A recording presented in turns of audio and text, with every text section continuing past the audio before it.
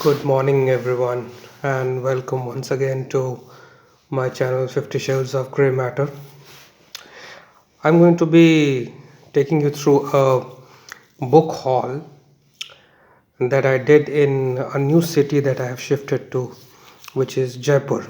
So I checked on the internet a place where I could find books, and I found that there was a Sunday book market here. So I went there, and this is are a few books that I got there. The first book is Early Victorian Novelists by David Cecil. This is a book of literary criticism. It covers most of the early Victorian novelists like Charles Dickens, William Thackeray, Anthony Trollope, the Bronte sisters, um, Elizabeth Gaskell, up until I think the last one here is George Eliot. So it doesn't go beyond George Eliot. But I have read the book, and the language is very good. It's a David Cecil is a literary critic, but I don't agree with many of his assessments, especially with regard to Elizabeth Gaskell, who I think has been hugely underappreciated in this work. Also, his evaluation of Dickens and Thackeray leave a lot. So, not too impressed by um, the judgment, but I was impressed by the language and the way he has undertaken the study. Um, this book says more about David Cecil than about the authors that he has covered. So I have a lot of dispute with his uh, judgments, but I like reading criticisms about books or evaluations about books, and that is why I took this book. And I don't regret taking this book. It's a wonderful book, simply to check my own comprehension of the works that I have understood of the Victorian writers. So this is the first work. Then related to this is this Elizabeth Gaskell's Life of Charlotte Bronte. As I said, Bronte was the Victorian novelist famous for her novel Jane Eyre. But this is non-fiction of the Victorian time because it's a biography by another great novelist, Elizabeth Gaskell. In fact, I rate Gaskell much higher than Charlotte Bronte. So this biography is something that I found to be worth reading. I've only covered half of it, and the half of it which I've covered is hugely interesting, as I expected. Gaskell is an amazing writer, and non-fiction from Victorian times, especially biography, is very rare. So this is perhaps one of the most important finds from this Sunday market. So there goes the second one. Then this is another classic, uh, the complete plays of Christopher Marlowe, who was a contemporary of Shakespeare. I took it for because I wanted to read the play Dr. Faustus, and I read it. I enjoyed it. Then there is another play here, The Queen of Carthage, which is also good. So most of the plays have been written in blank verse, like Shakespeare. But Marlowe is not. Uh, compared to Shakespeare, he is a nobody. But I liked his plays. This is another great find here. This is Walden by David Thoreau. I have always had a desire to read Henry David Thoreau. Since my school days, I've been familiar with him because his name always used to come up along with Emerson regarding American transcendentalism, and he was very highly rated.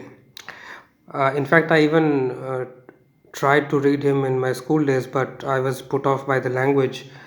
I think largely because the book, because I started with one of his worst books, which was A Week on the Concord River, which was a travelogue. And somehow I was very young then, and it's so full of names of American flora and fauna that I just couldn't keep up with things which were so unfamiliar to me. So I again attempted to read him later on, but still I did not like him. But this time, when I read him, I started with uh, the shorter essays, Civil Disobedience and A Life Without Principles, and I like them. Though I have huge disagreement with David Thoreau's advocation of a life um, in nature and return to nature. And what I really disliked and hated about his ideas was the kind of criticism that he has done of the masses. He believes that the masses spend their life chasing and accumulating wealth while foregoing the simple pleasures of life. But he has no word to say about the immense suffering that a common human being goes through. The immense, simply because he or she has to feed a family, or he or she has to uphold the social fabric, and that calls for far more commitment and character than what Thoreau is advocating, which is to abandon society and live with nature. And he tries to paint a picture as if that's a very noble vocation, but actually I think that is pure escapism and cowardly thing that he advocates. And I really have huge disagreement with the moral life that, or the ideal life that he recommends, though he has been praised to the skies by other people as being a huge inspirational figure. I don't find it very inspirational at all. In fact, I find it exceedingly dishonest and disingenuous, the kind of life that he is leading, because only by people who, the masses whom he so criticizes, their unthinking life, it is that which is full of self sacrifice, not this escape to the forest and living a solitary life. That is very easy. What is difficult is to be committed to the society and do what the society needs of you, disregarding your own comforts and pleasures. It's very easy to escape to a forest like this guy did.